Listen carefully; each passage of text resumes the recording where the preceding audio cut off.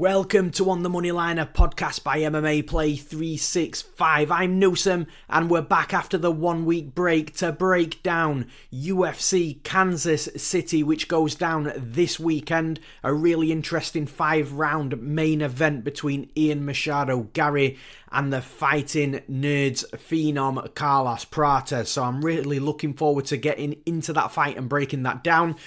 Throughout the entire card, we've got 14 fights. So, to make sure that this podcast doesn't go crazy long, of course, as always, I'll spend some time on that main event. But for the rest of the fights, I will try and fire through as quickly as I possibly can, just so you're not sitting here for an hour and 20 minutes, an hour and 30 minutes. If it got to that stage, I'd be questioning what I'm doing, but I'll try and get it through as quickly as I possibly can, whilst also still adding good analysis throughout. But just before we get into the breakdowns, as I always cover, if you're wanting to get into the action, jump into the action this weekend, then make sure you do so at MMAplay365.com. We've got something for every type of gambler, whether you're a long-term gambler, whether you're a fun gambler, whether you're somebody that just wants to tail a professional handicapper. We've got that section for you as well. And included in all of our betting subscription packages, we've got Baze AI, our UFC prediction software,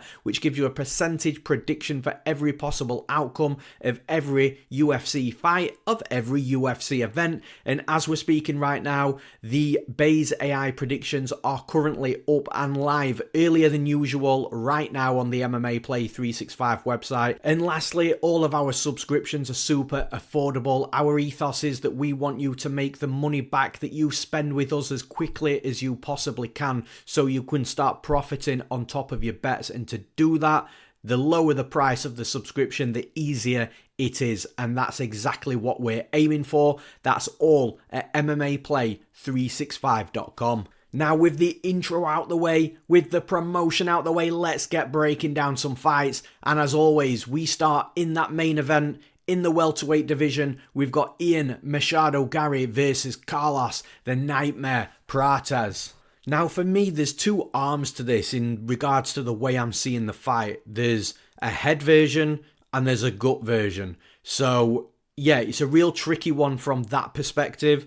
More often than not, I'll go with the head version, but I'll break both sides of it down just so you can see sort of, or listen where my head is at on either side, because depending on the side, head or gut, depends on which fighter you like and don't like. So we're going to start with the head side. Now, in regards to where I'm sort of analysing this fight and seeing sort of, or predicting how it's going to go down, and you look at all different variables, so not only the style versus style, but previous opponents, where both fighters are at, form, and all this sort of stuff. I'm seeing it from a stylistic perspective that Garry is in a position here where I think that he should be winning this type of fight, because look, Garry is a fighter that I've watched Garry from his amateur days, all the way through Cage Warriors, all the way through into the UFC, to becoming where he's at right now. And look, there's times in the UFC where I've thought Garry might be in more of a difficult fight and maybe predicted against him. I did bet against him, for example, when he fought MVP. But again, that's a really good fight to reference, because Garry's got a really good level of fight IQ. And I'm not sure how many people give him credit, enough credit for that, because against MVP was an elite striker, and ultimately that's the reason why I bet MVP, and the fact that he was plus money as well. And MVP was doing exactly what I thought he would do against Garry on the feet, and be beating him in a striking fight, in a kickboxing fight inside the cage. But what Garry did really well in preparation for that fight was moving to the shooter box team in Brazil, training with Charles Oliveira, where he was improving his wrestling and specifically his grappling as well. You're always going to improve your grappling under somebody like Charles Oliveira, or at least training with Charles Oliveira consistently throughout a fight camp. And that ultimately is what allowed him to be MVP. So he made a decision before well, as the fight was announced, so as soon as he knew who he was fighting, he made a decision, he changed camps, and he worked on a specific game plan, didn't post too much about it, definitely didn't post too much training footage, and then suddenly is rocking up with Charles Oliveira, and you're thinking, okay, wow, this is different, this is a move, and it paid off. Now, I kind of feel like he's going to have to go through a similar process to what he went through against MVP against Carlos Prates. Now, Prates isn't the striker that MVP is in regards to, that level, and some people might disagree with that, but I'm telling you, MVP is as elite as they come from a striking perspective.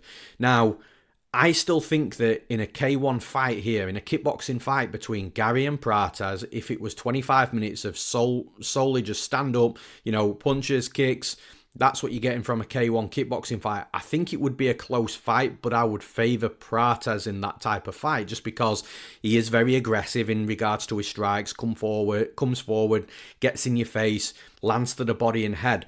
But when you're looking at an MMA fight, I kind of feel like Prates hasn't been tested yet, properly tested from that defensive wrestling and grappling perspective. Now, we have seen him briefly taken down, and we have seen him being able to work back up to his feet. He doesn't attack too much off his back. He's definitely one of those fighters that will try and stand up rather than play guard and try and submit, which, again, that's a positive, by the way, because you don't want somebody to be playing guard at this level in the UFC unless you're legitimately like elite, which, not many fighters are great guard players at the highest level in the UFC. So I think that Prates can be taken down. He can get back up to his feet, but I don't think he's been taken down and tried to be grappled with against a fighter like Ian Garry.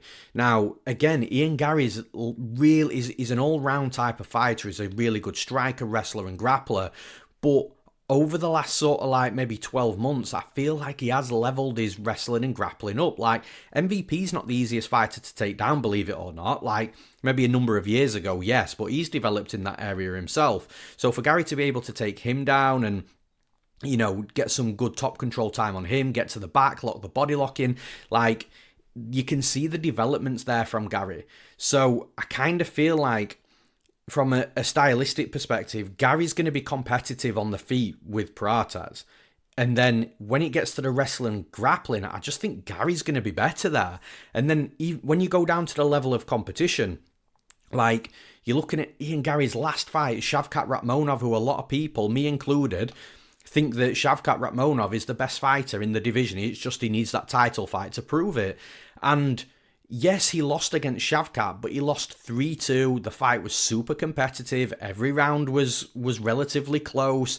And you're just looking at that thinking, well, now we've got levels in this game. Like, if we're right, if I'm right and the other people that think this are right, and Rakhmonov is the best welterweight in the division, and Gary's just gone that close with him over 5 rounds as well, remember, it just makes you think that, look, maybe there is a level to this, and maybe Prates just isn't at that level yet. He's got a ton of hype, and listen, I'm not somebody that's been against Prates either, by the way. I was somebody that was actually betting the chalk on Carlos Prates against the likes of a Charles Radke, for example, where I felt that on fight week, every man and his dog was actually on the Charles Radke side and seeing value in the big underdog of Radke, and they don't really understand why Carlos Prates is that big of a favourite. So obviously times change really fast, and everybody predicts right and everybody predicts wrong. So I'm not shitting on anybody that went Radke. There's been plenty of fights where I've gone on the underdog and it's proved out to not even be close. So,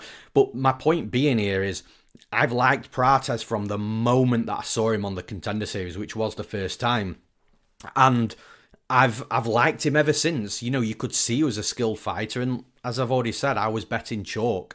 Prates at chalk against somebody like Charles Radke, where, like I say, it felt like, the entire MMA community was going on the other side. So it's not as if I'm against Prates. I really appreciate the fighter he is. He's a dangerous striker. I love the fighters from the Fighting Nerds, which we'll get into very shortly. But I just feel that the level of competition, Gary's been fighting higher level of competition, and I feel like for a fighter to beat Carlos Prates, they've got to be able to have those multiple paths to victories. They've got to be able to be competitive with him on the feet, because if you're not, you're going to get knocked out or finish with a body shot, and you're just going to get completely run over. And you've got to be able to, mix in some wrestling and grappling to break the flow of the striking, to make sure it's not a complete striking fight, which is going to give Prates every chance of winning. And I kind of feel like Ian Garry ticks all of these boxes. Now, just very quickly on the flip side to this, so this is where my gut comes in. So the fighting nerds, I feel like it's really tough predicting against or betting against somebody that's coming out of that gym right now, because the three standout fighters that are absolutely rolling at the minute, of course, Caio Barraio, who's going to be fighting for a title at some point very soon, and then you've got Gene Silva, who is an absolute monster, and you've got Carlos Prates, who's also a monster as well. But the thing that makes me worry most about, picking or betting against guys from this fighting nerds gym is, like, when fighters are surging in the UFC, at some point they'll start stepping up in competition every fight.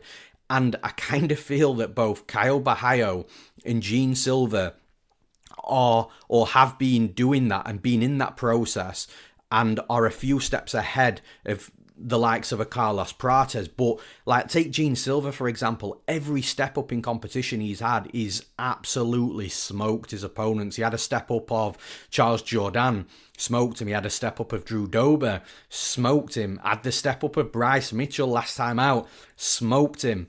And again, like, you're going through, you go back to those fight weeks and you're thinking, well, this is a big step up for Gene Silva. Like, is he going to rise to it? Is it going to be finally this close fight that he has to grit through? And it's just not. He's just been absolutely annihilating the step up in competition put in front of him. And then you come back to Carlos Prates here. This is Prates' big step up in competition. But again, just flipping back over to the head side a little bit, I kind of feel like maybe Prates should have gone for a step up in between where he's been fighting and Ian Garry, because there is a big, there is a big void in between that. There is a big space where there's plenty of fighters that he could have had a step up in competition against before he gets to an Ian Garry. So now I'm kind of thinking, is it maybe just a level above where he should be stepping up to, and probably maybe is he biting off more than he can chew for this specific fight?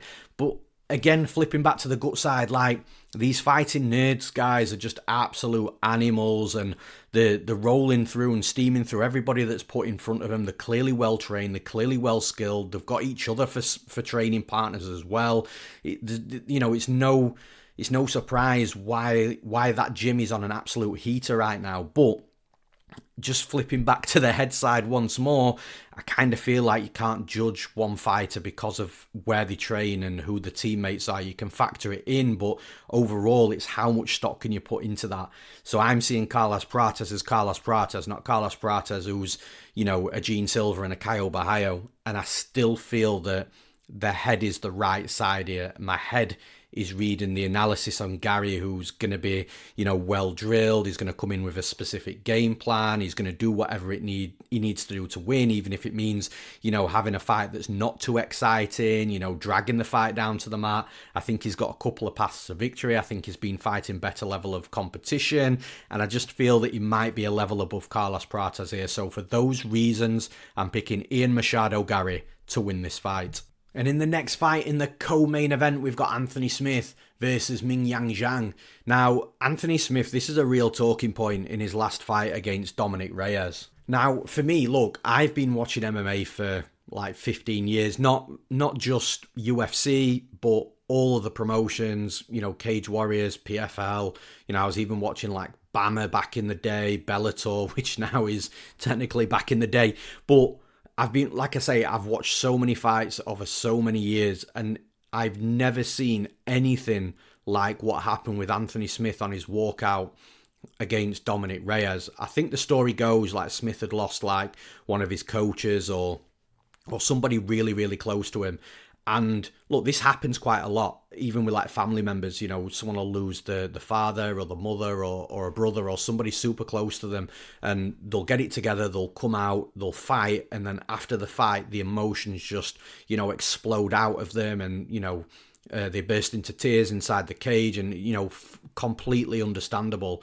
But what I've never seen is the fighter not be able to bottle it up before the walkout. Like when Smith was walking out, it looked like he was in absolute bits, super emotional, in tears, and honestly my heart felt for him, because I thought that is not the type of emotion and the mentality that somebody should be walking out to at the highest of the highs in regards to, you know, the UFC being the top dog in this sport. Like, you're fighting the best in the world in the UFC. Dominic Reyes is, you know, an absolute killer. I know he went on a bit of a losing streak, but, you know, he's hit a resurgence now. He was a title challenger, somebody that a lot of people thought that had actually beaten John Jones.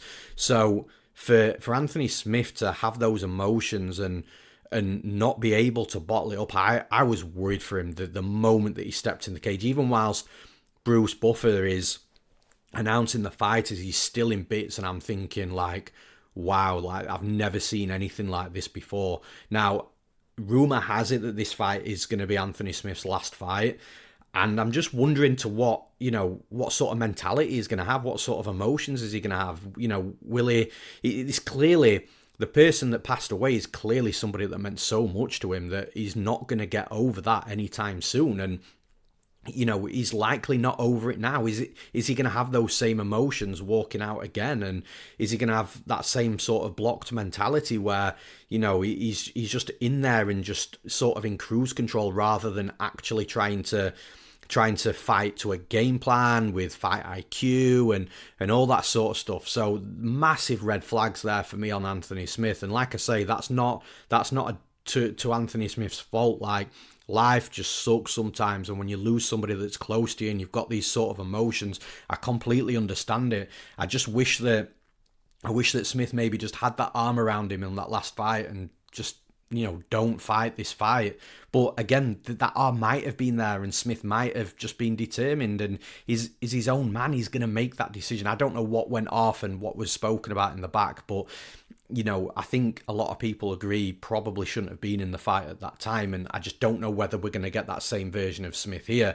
And I think even if we do get, you know, a zoned in and focused Anthony Smith, Mingyang Zhang's super dangerous. Like, he's one of these fighters we're still yet to see a lot of. Like, we're still yet to see, you know, how good is that defensive grappling, or how good is the offensive wrestling. Like, we're just still waiting to see a lot more of Mingyang Zhang's game. But because we're still waiting, what that actually means is, you know, we're just seeing Mingyang Zhang like steamroll through his opponents. He's a fighter that's got a lot of power, actually deceptive power. Like, when you look at him, he's not one of these like huge, ripped, massive light heavyweights. He's a fighter that's quite light on the feet, that looks like, you know, you wouldn't be overly shocked if he ended up cutting down to middleweight, I suppose. I mean, it's a big cut for him, you know, but like, what I'm trying to say is he's not like one of these absolutely monstrous light heavyweights. He moves well, he's quick in and out of range, he throws in combinations, he's got fast speed with his striking as well.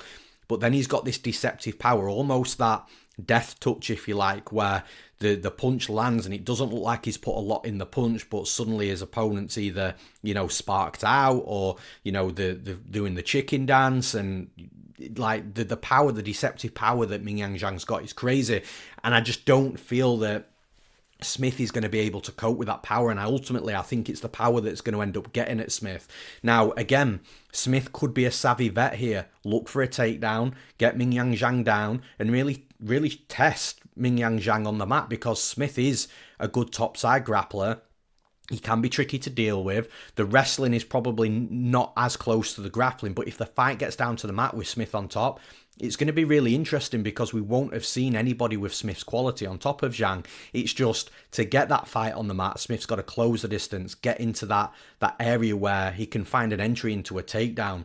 But it's those areas where Zhang's really dangerous and has got so much power, but he's also got a lot of power in the short range. So what I basically mean by that is he doesn't need a massive amount of space to generate a lot of power. He can generate it really short, in the really short range, really quickly. So if Smith is trying to close the distance, it might be a short uppercut, or it might be a short check left hook that ultimately just drops Smith, hurts him. And like I say, that's just from the analytic perspective. Come back to the mentality and the emotions. That adds, you know, a further level of potential complexity in this fight from the Anthony Smith side. So unfortunately for Smith, look, I would love nothing more for him for this, if this is his retirement fight, for him to go out, you know, on his shield and on a win and, you know, really have that nice send-off, but I just don't see it happening. I think Mingyang Zhang's going to catch him at some point. So for those reasons, I'm picking Mingyang Zhang to win this fight. And in the next fight, this is going to be a fun fight. We've got Michel Pereira versus Abus Magomedov.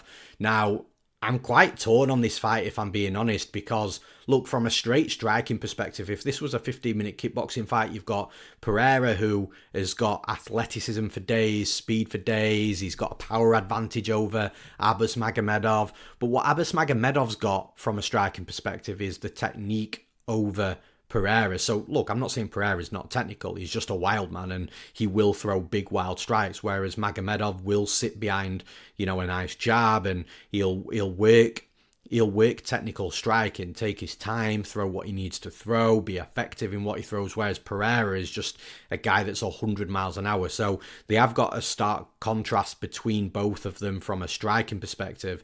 Now, I kind of do favour Pereira from a striking perspective here, even though Magomedov's the more technical fighter. The way that Pereira is aggressive, will come forwards and will ultimately just be in the face of his opponent, crash the pocket. He's quite imposing inside the cage because of how big he is, and he's very aggressive because of that. And I do think Magomedov definitely does his best work striking when the opponent's moving backwards. So when his opponent's moving backwards, like, you can really see that Magomedov's got a seriously good skill set. Now, how much is he actually going to get Pereira on the back foot? I just don't know. But then this leads me into the wrestling and grappling, because Magomedov has actually been showing a pretty good wrestling and grappling game where he will take his opponent down, that is aggressive. Like when he fought Bruno Ferreira. Bruno Ferreira is a guy that's super aggressive, will come forwards, will look to wing bombs at you. Very similar to Pereira. And Magomedov was getting the takedowns against Bruno Ferreira. He was doing good work on top, you know, suffocating, being a blanket on top. So Ferreira couldn't get back up to his feet. And then you look at Pereira's last fight. It was the main event against Anthony Hernandez. And Hernandez took him down whenever he wanted to take him down, did good work from a grappling perspective, ultimately just absolutely smoked him from that wrestling side. Now, granted, Magomedov isn't the relentless wrestler of Anthony Hernandez. He doesn't have the cardio of Anthony Hernandez either to do that. But Magomedov can still hit takedowns. And bear in mind, this is 3 rounds, not 5. Like, Magomedov's got a good 2 rounds in him, even if he does start to slow down in round 3. And there's basically what I'm trying to say here. There's a path to victory for both fighters. Like, we've seen Pereira have massive holes, even from like his UFC debut. We've known that there's holes and flaws from the defensive wrestling and grappling side. And Magomedov could absolutely exploit that in this fight. But on the feet, I kind of feel like Pereira could potentially run through Magomedov. It's just, when I'm putting both sides together, I think that Magomedov is more likely to be competitive where Pereira's strongest than Pereira is being competitive where Magomedov's strongest. So what I'm saying there is Magomedov should still be somewhat competitive on the feet striking, whereas if Magomedov's taking Pereira down, I don't think Pereira's going to be that competitive or as competitive on his back, trying to get back up to his feet. I think that the path to, what I'm saying here is, I think the path to victory is slightly stronger on the Magomedov side. And then when you're looking at the betting line, Magomedov's the underdog as well. So it kind of makes me lean towards Magomedov here. But look, it wouldn't surprise me if Pereira came in here, put a beating on Magomedov, either got him out of there early or, you know, dropped to round 1. Magomedov uses a lot of energy and then Pereira just smokes in round 2 and 3. Like, Pereira has a legitimate path to victory as well. It's just like I say, when I'm looking at both paths to victory, when I get my teeth in, when I look at both of the paths to victory, I think that Magomedov's is very, very slightly stronger. So for those reasons, I'm picking Abus Magomedov to win this fight. And in the next fight, we've got Giga Chikadze versus David Onama. Now, this is surely going to be nothing but violence, right? Like, at least that's what I'm thinking and hoping at the same time. Now, with David Onama, I kind of feel like he's turned a corner over the last few years. Like, when he came into the UFC, there was some hype. There was, he was steamrolling fighters, but then he would fight somebody that matched him skill for skill and for where he was at the time right then in his career. And, Onama was emptying the gas tank and tiring out. You look at the Landwehr fight, that was the fight that I'm referencing there. So Onama was one of these fighters that you could see was offensively really good, but then had some real holes and flaws in his game. But he seems to be tidying everything up at the minute. Now, I'll be honest, I don't love the betting line here. Like, David Onama is currently... Well, okay, look, I was looking yesterday and he was around minus 200, minus 210. He's come down in some spots now to like minus 170, minus 175. So the line's coming in and I don't know if I expected it, but I definitely understand it. The line's come in and it's probably now closer to where it should be, if I'm being honest. I didn't like that Onana was a 2-1 favourite here because Giga Chikadze is still like a legitimately very elite, good, solid striker and a better striker than Onama technique for technique. So that was definitely something that I didn't like, the betting line, but I kind of understand it a little bit more now. But the thing is, like, with Onama, he's tidied up his game to a point where I think he can win fights like this now. Giga Chikadze is a fighter that did get close to the top of the division, didn't quite work for him. We sort of saw where his ceiling was in the UFC, and now he's fighting down in competition from what he was fighting previously, which again, you can understand. But I think that Giga Chikadze, look, the thing that worries me is I bet Giga Chikadze quite heavily against Bruce Leroy Caceres, thinking Chikadze is going to absolutely smoke this dude.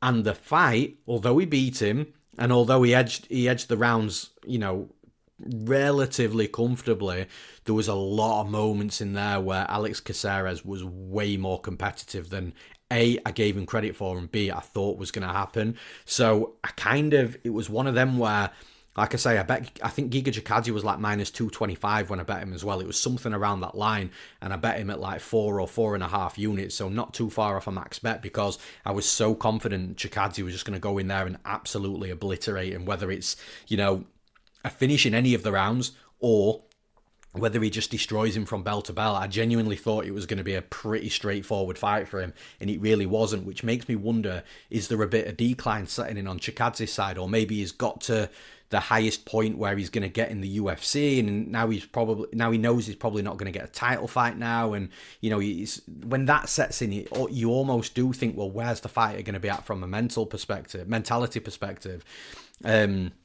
But look, Giga Chikadze is still going to be a dangerous striker. He's still going to put it on Onama. He could still knock out David Onama.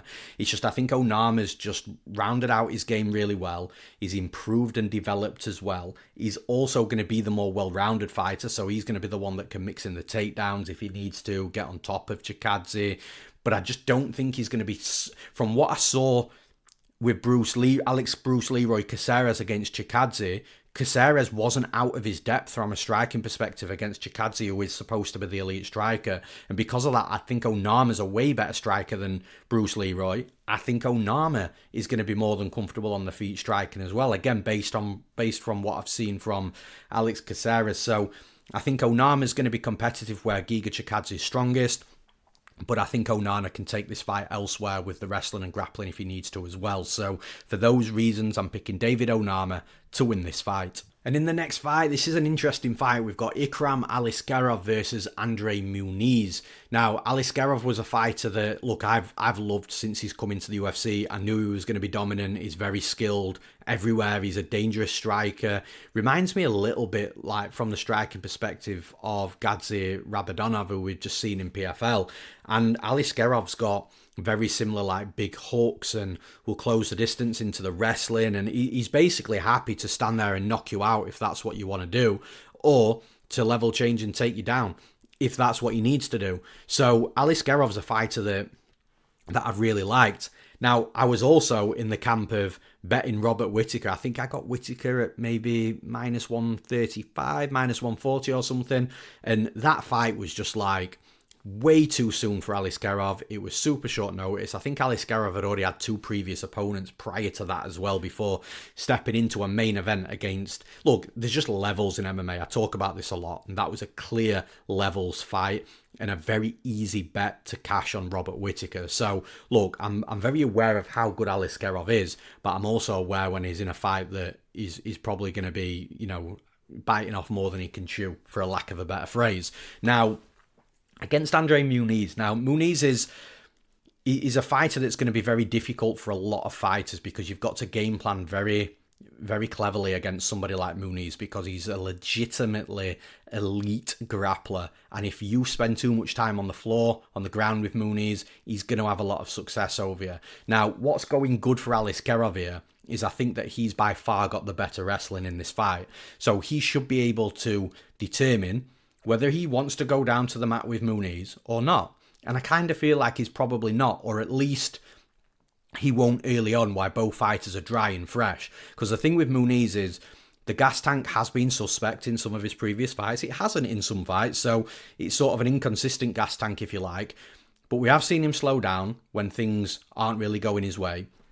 And I think against Aliskerov, I think Muniz is in a real bad stylistic fight here because I don't think that he's going to be overly competitive striking. Like, he's going to come forwards and he's going to wing bombs because that's his type of striking. He wings bombs to crash the pocket, to close the distance, to try and take his opponents down. But winging bombs and crashing the pocket against Aliskerov, I think Aliskerov's going to have to land something super hard.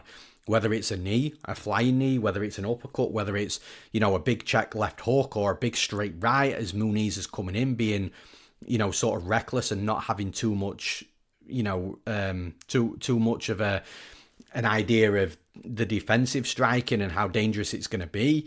So I think that Muniz could get caught coming in trying to close the distance against Aliskerov, but I don't think Muniz is going to get Aliskerov down. I don't think Muniz is going to be able to take Aliskerov down. I think Aliskerov's got the way better wrestling. And I think at the start of the fight, Aliskerov's gonna do, you know, some really good work striking, potentially knock Muniz out early.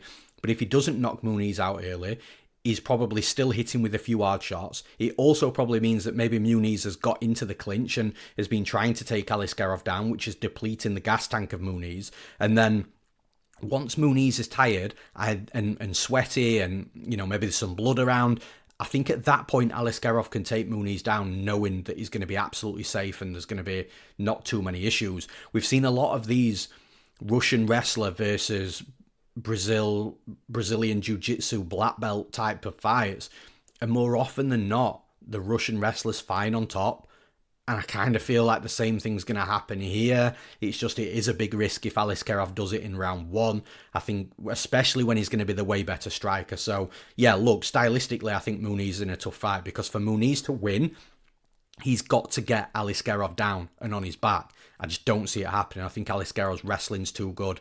I think he'll be able to stay on the feet and he's going to crack Muniz as Muniz is closing the distance as well. Muniz's chin a little suspect. Aliskerov's got a lot of power. I think it's a tough fight for Muniz. For those reasons, I'm picking Ikram Aliskerov to win this fight. And in the next fight, we've got Randy Brown versus Nicolas Dalby. This seems like a real old school type of fight. Like, I did have to double check myself that this fight had never happened before because both fighters have been around for years in this division. So yeah, look, from Nicolas Dalby's perspective, like, Dalby's a fighter that is always very serviceable. You know what you're going to get from him. He's super well-rounded, decent striker, decent wrestler, decent grappler. You know the types of fighters and at what level of fighters he's going to be beating. And more often than not, you know the fighters that he's probably, you know, not going to be beaten because, you know, maybe a form or maybe they're a level above. But with that being said, he's pulled out wins where we don't expect him to win those fights, like against Gabriel Bonfim. That was a remarkable win. But then he's also lost fights where you think that, okay, well, yeah, Dalby's got this fight, like it's a level above a level below where Dalby would normally struggle, so Dalby will be fine, and then he's ended up losing that fight. So he's a fighter that will trade wins and losses, but again, he's super serviceable, and he's not a fighter that any fighter in the division is, especially outside the rankings, is gonna completely run through and destroy.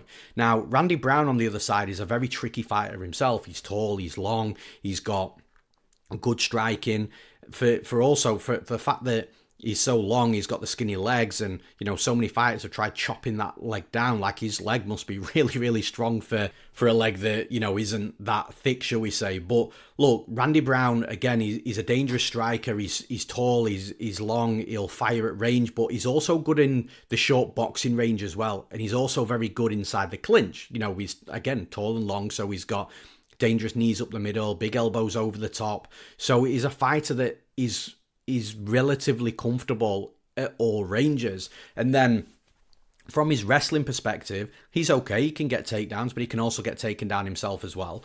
But he's a decent grappler, so, you know, he can surprise you with, you know, throwing up an armbar or a triangle off his back, or he can get back to his feet, like, or sweep and reverse you. Brown's a really, really tricky fighter to deal with because he is relatively well-rounded. And again, just like Nicolas Dalby, you sort of know the ceiling of the type of fighters that Randy Brown's going to do well against and the type of fighters that he isn't going to do so well against. So for me, I don't think it's a difficult fight to predict from an analytic perspective. Like, I think Randy Brown's going to win the fight. Like, I think that Dalby's going to do some good work. He's probably going to take a round at some point as well. Like, I don't think it's going to be a shutout from Randy Brown, but I just feel that Dalby is just going to be at the end of Randy Brown's long strikes, and then when Dalby comes into range, Brown will happily land the knees, and, you know, Dalby will probably get a takedown along the way, which I think will be likely the round that he wins, getting a couple of takedowns, a bit of time on top, but not too much time on top. Brown will get back up to his feet, but the work that Dalby does with the relentlessness in that round with the wrestling will probably outweigh anything else. It's just going to be that type of fight where I think if it goes to a decision, then Randy Brown will likely win a 29-28, but again, I wouldn't be shocked if it was a 30-27. What I would be surprised about is if Dalby took 2 rounds from Brown. I think Dalby can take 1 round, but I think taking 2 rounds from Randy Brown, I just don't see that happening. And then if there's a finish in this fight, I think it's more likely to come from Randy Brown, probably a knockout. But yeah, I just feel that it's a fight where I'm quite confident of how it's going to play out. And look, again, when I believe that one fight is going to take a round, in this case Dalby, I think with Brown being like -225, -250, I think the line's too wide to take Brown from that perspective when you're convinced that they're going to have a round loss at some point, because it would only take another close round to maybe, you know, make a judge make a bad decision, if that makes sense. So I think that Brown's going to win the fight. I think it's going to be competitive, but I do think he's going to edge it somewhat comfortably. So for those reasons, I'm picking Randy Brown to win this fight. And in the next fight, we've got the biggest favourite on the card, Jaqueline Amorim versus Polyana Viana. Now, Amorim's a fighter that I like a lot. I think that she's got some real good qualities. She's got strength to go with a high-level jiu-jitsu game. And I think it really plays a wicked part in how she approaches fights, because she'll get a body lock, she'll get a trip down, she'll use the strength to get the trip down to the mat, and then on top, like, a jiu-jitsu's the best aspect of a game. She's a jiu-jitsu specialist, a grappling specialist. Now, what makes this fight really interesting stylistically is Polyana Viana is also a pretty tricky grappler as well. That was harder to say than I thought it was going to be, but Viana can grapple, and she probably does her best work from the grappling perspective as well. Now, from a striking perspective, Amorim, I don't think is that technical. She'll look to just throw big punches again to close that distance, get the body lock, and take her opponent down. Viana, I think, has got more technique to a striking game, but I just don't see this fight being won and lost striking. Like, I think Viana will have the better moments on the feet. All fights start standing. Every round, the fight starts standing. So Viana will have some moments here, but where I think Viana's going to get super unstuck is within the grappling, because I think Amorim's going to take her down. She's going to get the takedown. I don't think Viana will. I mean, Viana should look to get Amorim down, but I just don't think that. I think if there's like a body lock and Viana tries going for the takedown, I think if it's a head and arm, or maybe it's a hip toss or some sort of judo throw, trip, I think that Amorim will be able to deal with that, maybe counter it, and then get on top of Viana in those moments. Again, the physicality and the strength I do anticipate to be on the side of Amorim. But then the worst part of Viana's game, which has actually got her out of some tricky spots, to be fair to her, is the fact that she's a guard player. So she will lay on her back and she'll look to throw up submissions, and I just really do not expect anything to come super close when she's trying to armbar or triangle Amorim. I think Amorim will pass guard. I think she'll get into half guard or maybe even mount. And I just feel that there's going to be a levels difference in this fight. I think it's a tricky fight for Polyana Viana because where she needs to be better than her opponent to win fights, Amorim is much better than Viana in that spot, which is within the grappling. And then with the physicality advantage that I'm anticipating for Amorim as well, I just think she's going to have her way with Viana. And I just really struggle seeing how Viana wins this fight. Maybe she catches her with a head kick or something on the feet, striking, in between any takedowns that happen. But I think if Viana wins, it's going to be from a low percentage outcome. Whereas for me, Amorim's the biggest favourite on the card for a reason. Of course, I'd never touch anything with this type of fight at this level, or in MMA in general, at like minus 550, minus 600. Again, if you're a fun gambler and you're using this fight to get a better price on your parlay, then fair enough. But look, from a straight betting perspective, there's nothing you can do with this line, but it's lined accordingly. I think Amorim wins the fight. So for those reasons, I'm picking Jaqueline Amorim to win this fight. And in the next fight, this is one of my favourite fights on the entire card. It's got to be fireworks, this fight. We've got Cameron Saaiman versus Malcolm Wellmaker. Now, Malcolm Wellmaker finally making his UFC debut after the big Contender Series fight against Adam Bramall. Now, let me just say this about Adam Bramall, because he's somebody that I know really well. And Adam Bramall is a legit fighter. He's a fighter that is UFC ready. He's a fighter that will absolutely win fights in the UFC.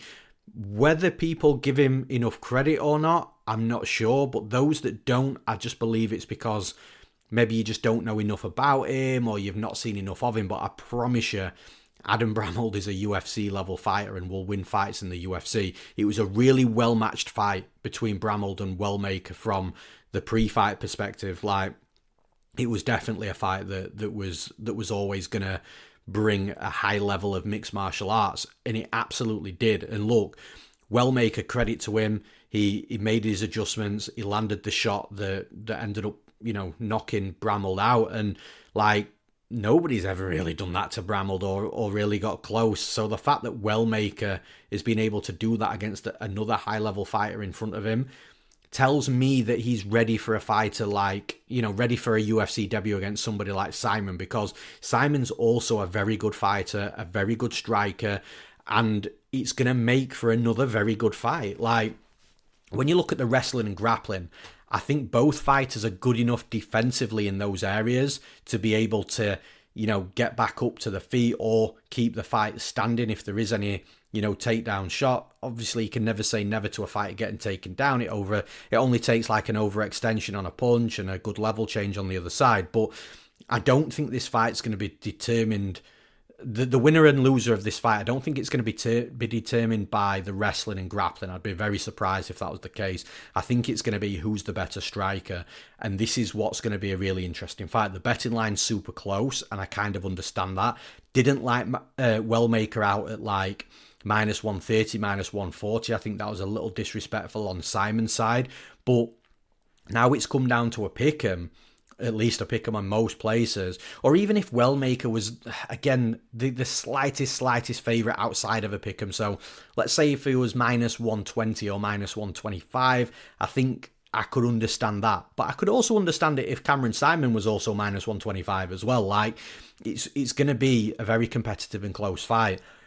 But I'm looking at Malcolm Wellmaker, and I think he makes the better decisions inside the cage from a striking perspective. I think that he downloads the data a little bit quicker. I think that he gets his timing down a little bit better. I think the speed combined with his timing works perfectly for him as well. And I just think that the power that he has behind his single strike is more than Saaiman as well. So where Saaiman is going to be competitive and is going to land what he needs to land, and it's going to be a really good fight, I think Wellmaker's just got the most subtle of edges in the most minute areas from the striking perspective over Cameron Saaiman. Like I say, makes his reads a little bit quicker, maybe a little bit faster within the movement, maybe a little bit faster within the reactions, the power advantage. I just think that Saaiman, from a straight technique versus straight technique perspective, Saaiman might actually be the better fighter. But I think Wellmaker, just with everything, all those points that I mentioned combined, just helps him just make the reads a little bit easier, gets his timing down, and then he's got the power on his side. So when you're looking at a fight that's super close, where you're convinced that it's going to go a specific way. So what I'm saying is I think it's going to be a striking fight, which is going to be the winner and loser is going to be determined by the work that's done on the feet striking. So when you've got that type of fight, but then it's so competitive, you're looking at these slight edges and where the slight edges are. And I think Wellmaker just makes that cut of having the better or the slightly better edge on the feet because of the smaller, more refined details adding up to create that extra edge. So in that type of fight, with that analysis, I am going to be on the side of Wellmaker here.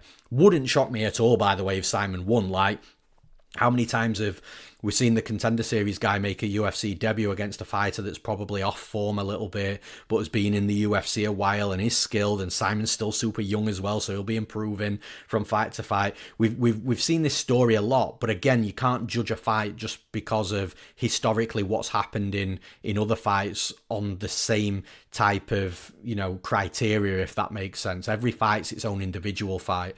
So yeah, look, for me, I think it's super close, super competitive. It's going to be a super fun fight, but I am thinking that Wellmaker's got the more refined details within his striking game to make that difference. So for those reasons, I'm picking Malcolm Wellmaker to win this fight. And in the next fight, we've got Chelsea Chandler versus Joselyne Edwards. Now, Joselyne Edwards, I want to give a little bit of credit here, or a lot of credit if I'm being honest, because Joselyne Edwards was one of those fighters a couple of years ago where I saw her name on the card and thought, oh, right, okay, well, what's the betting line going to be? Because if she's a pick'em or if she's a slight favourite or any sort of favourite, I'm probably going to bet the other side because I didn't really rate her that highly.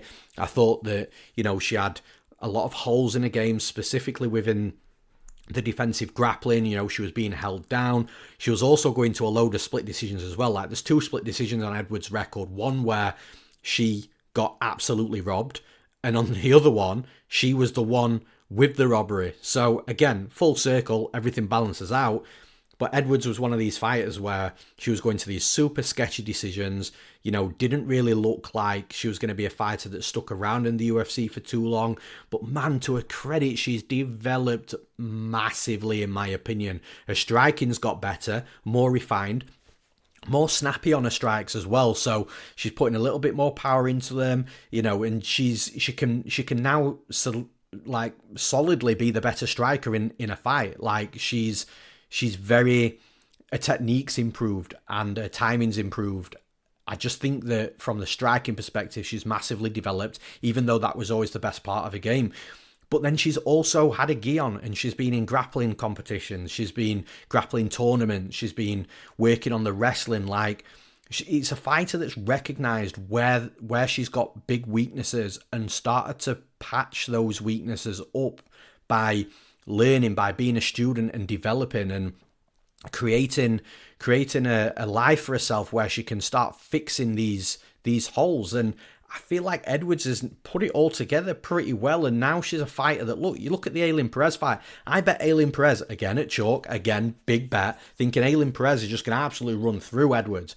But Edwards was, and when I say run through Edwards, I mean from a wrestling and grappling perspective, but Edwards was doing such a good job in getting out of bad positions, standing back up to her feet, reversing Perez, and then when she was on top of Perez then couldn't do anything. So Joselyne Edwards actually looked like a better defensive grappler than what Perez was, even though before the fight you would never have assumed that. So Edwards has done a really good job of really rounding out a game and becoming a solid fighter. Now, Chelsea Chandler's a fighter on the other side. I was super high on her when she came to the UFC, kind of not as high on her now. Like I say, she's still a fighter that has got a solid skill set, but again, just on the flip side to the complete opposite of what I've just said about Edwards, I feel like Chandler's not a fighter that's massively improving from fight to fight. She feels to me like a fighter that is skilled, that knows her style, and is happy just sitting where she is and just working from fight to fight, getting herself prepared for a fight, but not actually putting, the time into be developing her other side of a game. Like, she's a very boxer grappler type of fighter, which is very typical of your Nate and Nick Diaz, which is the gym that she trains at. So you can understand the style that she's got, because it's just obviously rubbed off from the Diaz brothers. But I think from Chandler's side, look, she's a good grappler. Why don't you really like hit a wrestling gym, or put that time into refining how to hit takedowns a little bit easier? Because again, like, a cardio is okay, but it can be depleted when you start to wrestle. So there's things that Chandler needs to develop on, that I'm just not seeing those developments in the same way that I'm seeing them from Joselyne Edwards. So I kind of think here Chandler's going to be a brute. She's going to come forward. She's going to try and land something hard on Edwards. I think she's going to have a physicality advantage here, which could play a massive part in the fight, to be fair. And that's probably the reason why I wouldn't play Joselyne Edwards at the current line, because I think if these two get in a clinch position, Chandler's going to be way stronger, way bigger, way more physical. But we're in a big cage. We're in an arena at Kansas City. It's not the Apex, so Edwards is going to have time to move. But I think even if Chandler gets Joselyne Edwards down, like, I wouldn't now be shocked to see Edwards hit a sweep, get on top of Chandler. But on the feet, at distance, I think Edwards is going to be the much better striker. I'm just having a hard time trusting Chelsea Chandler. Like, I have trusted her a couple of times and she's burnt me a couple of times, whereas Edwards, on the other hand, she's done nothing but impress me with the developments and improvements that she's making from fight to fight as a fighter. So when I'm looking at this fight, I've got one fighter that has completely changed my opinion of him, and I'm now super impressed with the work that they've put in, and I think they've developed into a really good fighter, against a fighter that I was super high on, that sort of maybe underwhelmed me a little bit and is maybe not the fighter that I thought they were. So when I'm looking, and also that fight is now hard to trust because of that. So I'm looking at both of these fighters and I have to be on the side of Edwards. So for those reasons, I'm picking Joselyne Edwards to win this fight. And in the next fight, we've got Matt Schnell versus Jimmy Flick. Now, this is, in my opinion, a really hard fight to predict because of the uncertainty and the inconsistency on both fighters. Like, Matt Schnell's currently like a minus 300 favourite, which I really disagree with to one extent, because on the other side of the coin, I could see Matt Schnell covering that line as well. Like, whereas with Jimmy Flick, I don't think Flick would cover a minus 300 line. But I do think the odds are pretty wide and should be a little bit shorter. So I'll explain what I mean, because, look, it is very contradictory what I've just said, that the line should be shorter, but I think Matt Schnell could cover minus 300. But again, it comes back to inconsistency in performance and results. Like, Schnell can go out there at one fight and look absolutely insane, like slick striker, super fast combinations, got power for the division as well. Then he can mix in his wrestling. Then he's got good grappling. He'll submit you from his back if that's what he needs to do. Schnell's got a good all-round game, and he can show up on fight night and look absolutely outstanding against a certain level of opponent. Even like the Sumadeji fight, like, yeah, he was in some super bad spots, but man, like, that's a good win. Like, Sumadeji's a good fighter. So Schnell can be really on it. But he also can go in there and get completely ran through as well. And we've seen that a couple of times before. So this is what I mean by the line. Like, if it's the Schnell that comes in to the fight where, he's not on it, then absolutely Jimmy Flick could win this fight. And Schnell should absolutely be nowhere near a minus 300 favourite in that, in that type of situation. But if Matt Schnell's on it, then I definitely think he can steamroll Jimmy Flick and look like a minus 300 or wider favourite. It's just, as I'm talking right now, before the fight, nobody knows what version of Matt Schnell we're going to get. So that's why I'm like, yeah, it's a tough fight to predict. And I think minus 300 is bad because, if this is the Matt Schnell that's not on it, he's not going to look minus 300 or anywhere close to it. So, yeah, it's a tough one. On the flip side, Jimmy Flick, he's a fighter that I really liked before he came into the UFC, beat Cody Durden, and then retired. And I was like, why is he retiring? And he retired for his own reasons, but then came back. It's just when he came back, he just didn't look the same fighter. I don't know whether he lost all the form and the momentum, and maybe he wasn't training and his skill set had degraded just a little bit. I've got no idea why he looked like. There's numerous different things where you could assume that he's not looked like the same fighter coming back. Now, if this was the Jimmy Flick that fought Cody did, and then I think he beats Matt Schnell, but I just don't know with Jimmy Flick. And again, you come back to inconsistency in performances. Like, you can see he's got a really good skill set within the wrestling and grappling, but he also looks a little bit fragile on the feet, from a defensive striking perspective, and being able to eat shots, the durability. So I kind of feel like Matt Schnell could crack Flick and knock him out here. But if Flick starts getting his wrestling game going, I think Matt Schnell's one of these fighters that will happily play guard off his back, and I'm just not sure he'll catch Jimmy Flick with the submission off his back.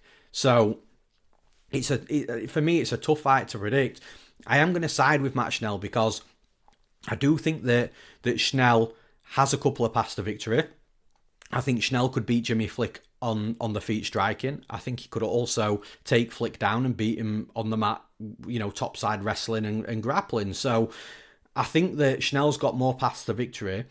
And even though Schnell, by the way, his durability is somewhat of I wouldn't say a red flag, but it's like, he's been hurt and rocked in numerous fights. It's just, I think Jimmy Flick's durability is maybe just a little bit worse. So, yeah, look, again, you can probably tell from the tone of my voice and the way I'm breaking this fight down, I'm not super confident. I don't think that Matt Schnell should be a -300, -330 favourite, whatever he is right now.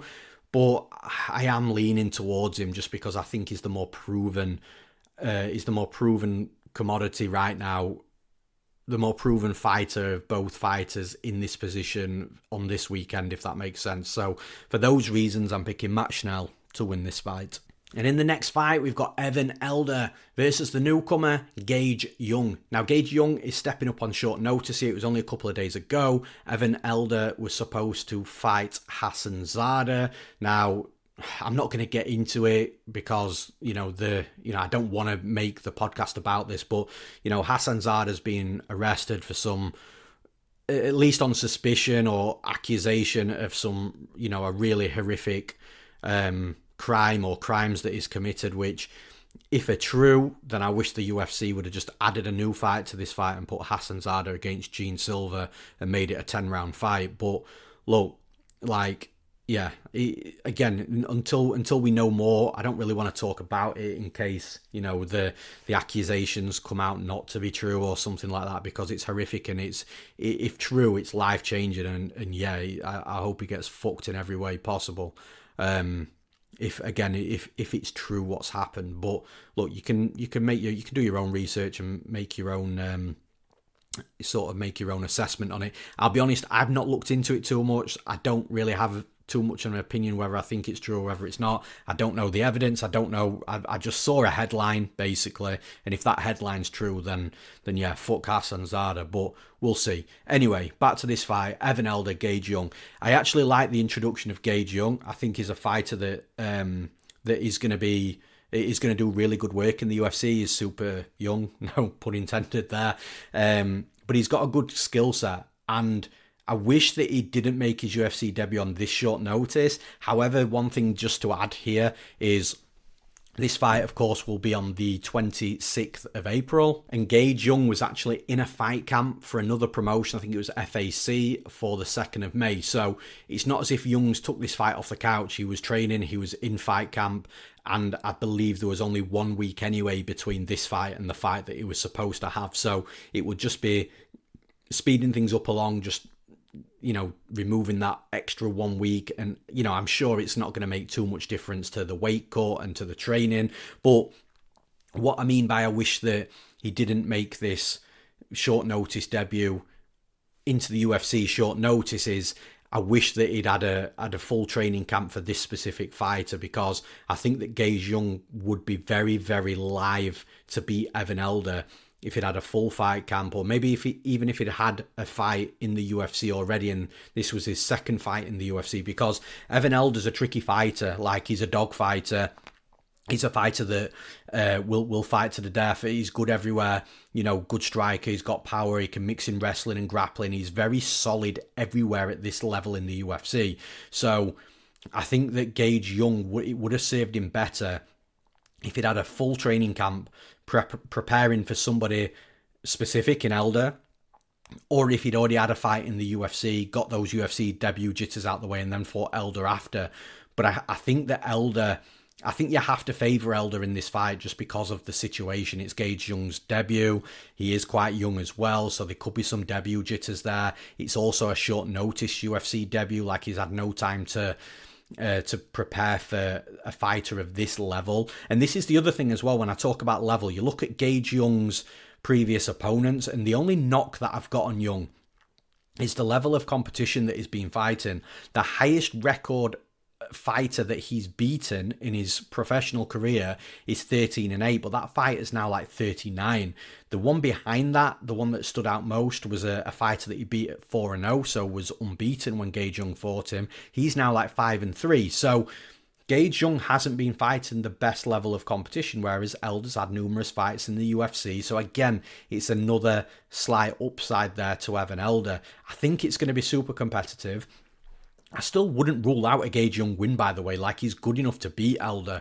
It's just, I think that the spot has maybe come a little bit too soon and too short notice for Young to come in here and beat Elder, because Elder is a dogfighter and he's good everywhere. He can mix things up. I just think it's maybe just a little bit too soon for Young, a little bit too much short notice. Maybe would have liked to have had another 1 or 2 fights against a slightly lower level UFC opponent before getting in there with Elder. So for those reasons, I'm picking Evan Elder to win this fight. And in the next fight, we've got Timmy Cuamba versus Roberto Romero. I think this fight is going to be fireworks as well, man. Like, Roberto Romero is a fighter that I like a lot. Came in on his UFC debut, short notice, up a weight class against David Onama, dropped Onama, had him all kinds of hurt.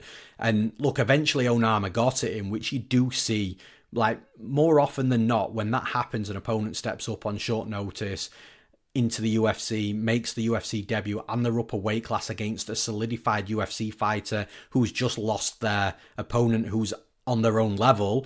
UFC can't get a replacement at that level, so they bring in somebody new, and again, it's a fighter that's a lower weight class, but they've jumped in to take the opportunity into the UFC to sign that contract. Do the UFC a favor, get yourself a UFC contract. I get it, but more often than not, it's the solidified UFC fighter that wins that fight. And actually, ironically, Timmy Cuamba was in the same boat as well. He also made his UFC debut up a weight class on short notice against a fighter that had already been in the UFC and was already matched. So I think that, look, what Roberto Romero did against David Onama was super impressive. And now I think, look, he's dropped down in weight and now he's got a full fight camp. He's not going to have the UFC debut jitters anymore, because those, if he did have any, those would have been shaken out in that UFC debut against a fighter that was, skill for skill way better than you and heavier with the weight advantage. So I think Romero has got a fight here where he can settle down, he can focus on,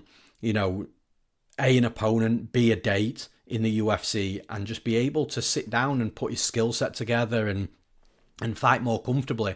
Now, Timmy Cuamba's a good fighter himself, explosive striker, will come forwards, will look to wrestle. And the wrestling's key here, because I think if Cuamba doesn't get his wrestling going, or if he tries to and it's not successful, I think he's going to get absolutely torched by Romero. Like, Cuamba can strike, but again, he's been hurt, he's been rocked, we've seen it, and I think Romero's got a level of power that is going to be able to put Timmy Cuamba out if Cuamba stays on the feet for too long and can't get his wrestling going. But if Cuamba can get his wrestling going and he can get into the takedowns, then I think that he's going to make this fight difficult for Romero. But more difficult just because it's going to be frustrating. Because I think Romero won't be on his back for minutes on end. He will be able to get back up to his feet. But if Cuamba gets relentless here and it's takedown, get up, takedown, get up, takedown, get up constantly, it's just gonna lead to a fight where he's gonna slowly start running away with it. Romero's gonna start being super hesitant on the feet because he knows the takedowns come in. Then he gets frustrated because he can't get Cuamba off him, and I think it could be a rough fight. But I just don't know that it's going to be that type of fight. I don't think Cuamba is a Merab Dvalishvili, even at Merab's level when he was fighting at this level, if that makes sense. I don't think Cuamba will just turn relentless and hit like 5, 6, 7, 8, 9, 10 takedowns against Romero. I think he'll try a couple, but I just don't think he's going to have a lot of success topside grappling, and Romero's going to crack him as he's coming forward. So I think that you're looking at Romero here, and as long as he doesn't get wrestle fucked, for a lack of a better phrase, I think he's going to do some really good work here, and he could potentially knock Cuamba out. I think Cuamba's got to wrestle fuck, and he's got to be able to take him down like a high amount of times, and I just don't know if that's within his style and within his gas tank as well. So yeah, look, it's a really interesting fight. The line's close for a reason. I wouldn't rule out a wrestle fuck job from Cuamba. It's just I'm more convinced with the striking coming from Romero than I am with the wrestle fuck from Cuamba. So for those reasons, I'm picking Roberto Romero to win this fight. And in the next fight, this is a rebooked fight, and it's also a weight class above for both fighters as well. We've got Chris Gutierrez versus John Castaneda. Now this fight, look, if I get everything right, let me get the timeline right here. I think that Castaneda had a previous opponent. The previous opponent pulled out. Gutierrez stepped in short notice. They both weighed in, and then Castaneda pulled out with an illness on fight night. I think that's how it all played out. But the UFC have booked this fight again. They've booked it up a weight class, and I like that. So both fighters aren't having to do another harsh weight cut in a shorter period of time. Although I do think both fighters have had enough time in regards to preparation. I just don't think it's been a full fight camp for both guys. So I think I've already broken this fight down as well, by the way. I'm not sure at what point. Well, if it was a late pull-out from Castaneda's last fight, it means that I will have broken it down because I do the podcast on a Monday. So, it'll mean that I've not broken it. I don't know. I'm going to break it down again, though. Look, Chris Gutierrez, John Castaneda. I've never been overly high on John Castaneda. Like, genuinely, I think he's serviceable. He's got a good skill set. He's definitely a UFC caliber fighter. He's won fights in the UFC, so you can't say that he's not. So he will be a fighter that will likely be around for a while. It's just, I don't think his ceiling's super high. I think you can get at him. I think he's beatable, and I'm just not overly convinced and overwhelmed by him when he's inside the cage. Now, with Chris Gutierrez isn't a fighter that I think is like a phenom or is super, fast-paced inside the cage, but he's very good at what he does. He's got this Thai striking style, which is very slow, it's plodding, it's, a stalking type of style, very reactive, good low kicks, which we'll talk about very soon. So although it might not have sounded great when I said, look, he's not a phenom with, a super electric style inside the cage, if you like you don't have to, it doesn't make you a bad fighter if that's not the case. Like, Chris Gutierrez is a very good fighter, and he does what he needs to do inside the cage, and he knows his strengths, he knows his skill set, and he fights accordingly to it. And I think Castaneda's going to have a tough time against Gutierrez because of the low kicks. I think if you take the low kick weapon away from Gutierrez, John Castaneda absolutely has his way with Gutierrez. Just let me get that clear. Like, let's say Gutierrez doesn't throw a single leg kick in this fight, a single calf kick. Castaneda runs through him, in my opinion. But it's that low calf kick that's like the absolute, like, definitive fight difference here. Like, Gutierrez, once he starts landing that low kick, his opponent's legs start shutting down. Like, his low kick is super, super dangerous. It's almost like the equivalent of, let's say, a Francis Ngannou. You take away that power, the big one-punch knockout power of Ngannou, and suddenly he's not the fighter that he is with that power. But you give him the power, and suddenly he's a world-class fighter. And that's the same with Gutierrez. Now, I wouldn't go as far as saying Gutierrez is like world-class, because that would put him like top 3, top 5 in the division. I don't think he's there. But Gutierrez's low kick is like a definitive weapon for him. And like I say, fighters' legs start shutting down once he lands it. And the thing is with Castaneda, you would think, because he's a switch stance fighter and he will spend time in a southpaw stance, that Gutierrez's low kick might not be as damaging of a weapon. But he genuinely can shut down legs from the opposite stance as well. So Gutierrez will land those low kicks no matter what stance you're in. And actually, because of that, if one leg starts getting chewed up and you switch stances, it's because that's great and that's what you're supposed to do. if that other leg starts getting chewed up, then you've got no legs. So, like, it's going to be, I think it's going to be rough for Castaneda, because the other thing is Castaneda's quite aggressive. He comes forwards and he throws power, and anybody that throws with power, you have a lot of weight on that front leg to land the power. And once that weight's heavy on the front leg and you've got someone like Gutierrez chopping at the calf, it's going to have more of an impact with damage than what it would be if you were quite light on that front leg. So I think stylistically with the low kick, it's made for Gutierrez to be absolutely smashing that leg of Castaneda. And I think it might only take 2 or 3 kicks before Castaneda's like, holy shit, like, I'm in trouble. And I think Gutierrez has got a good fight ahead of him because of that. Like I say, take away that low kick, I think Castaneda's the better fighter, but that low kick is such a big weapon, so big of a weapon that I think it's going to be the difference maker here. So for those reasons, I'm picking Chris Gutierrez to win this fight. And in the next fight, the last fight to break down, we've got Damon Blackshear versus Alateng Hailey. Now, I think it's a good fight stylistically for Blackshear this. Now, I know Alateng Hailey has got this wrestling background, but I kind of feel like it's an old era wrestling background, like it would have been great 7-8 years ago. But I think with how MMA has evolved and the era we're in now, I think that's straight up sort of like stoic wrestling. You need to have more than that. You've got to have good speed. You've got to have, be able to be very varied in regards to your strikes, to be able to set that wrestling up. And then once Alateng Hailey does get his opponents down, I just don't know if he's got the level of grappling to be able to nullify Blackshear. So look, let's say Alateng Hailey shoots a takedown and gets Blackshear down on the mat. I don't think Alateng Hailey is going to stay on top long against Blackshear. I think Blackshear will either sweep, reverse, or stand up, or submit. Although the submit off his back, yeah, that's probably low percentage. But I think he could definitely sweep, reverse, or stand up.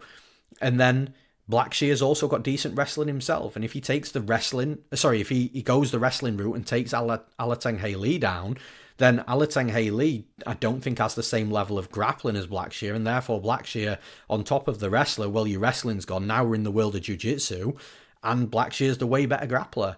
I think the biggest gap in skill in this fight is absolutely the grappling, and I think that's where Blackshear's going to take the fight, and that's what's going to make it comfortable. Now, when you look at the striking, I think that Blackshear's a decent striker as well. It's just, for me, I think that Alateng Hailey has got the slight power advantage here, and we've seen Blackshear hurt early. But again, when you're coming back to like probability, I kind of feel like Alateng Hailey landing something on Blackshear and knocking him out is low percentage. I think the fight's going to be a fight. I think we're going to see it play out.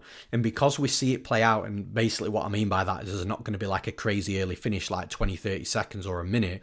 I think because we're going to see the fight play out, I think we're going to see Blackshear implement his game plan. I think Hailey's going to probably shoot a couple of takedowns here and there.